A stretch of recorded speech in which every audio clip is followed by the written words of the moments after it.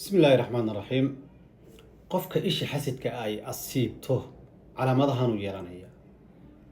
وعلى مدى وجوه الرئيسية قفك سيارته مرك هوري حنقون يا قف حاجة جريحان بابا النقضه وهدو مرقلها أو حوج لها مرقيه سي والليدنيا مرقيه سي وبابا أيا مسكح هاني يهمي يفكر هير سرعة هدو لهان شري همي جيسودن أصبو دعيا إن aad u shaqeeya ama qof aad u shaqeeya hadduu ahaan jiray shaqada ayada gaabis buu ka noqonaya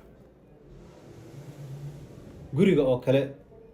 hadday haweeney tahay shaqo kama qaban karto nafsadeeda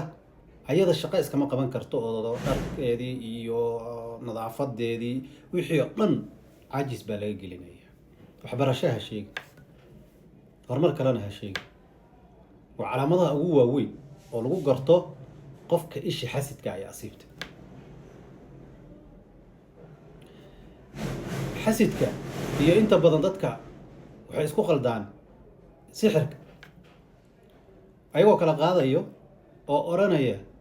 إن حسدكو هي سحركو وكليهين حرب وين هذا لو ذا ولا ليال قف كمركو هراء وإنه كحسته حسدك هي سحرك حسدني ماذا الرئيسة qofka raba inuu ku sixiro already waa qof ku xastay waa xasidka waxa weeyaan marka waxa weeye walaalayaal inta badan dadka waxa isaga yara qaldan waxa la yiraahdo xasidka iyo sixirka oo dadka qaar siyaabo aan sax ahayn ay dadka ugu gudbiyaan oo ugu fasiraan إيش حسيت كولا ليال قفك مركي عصيبته وحاجة مركز سيابه بدن أو إيش حسيت كي سحر كلا يسلو حريريو تذك قارن سيابه قلدن أي أفسرات حسيت يسحر ما كلا فوقه وحكوا كل الدويين وحاه الرية حسيت كاه الرية isla markaas qofka markuu xasidka casiibo oo qofka ku xasti rabo waa inuu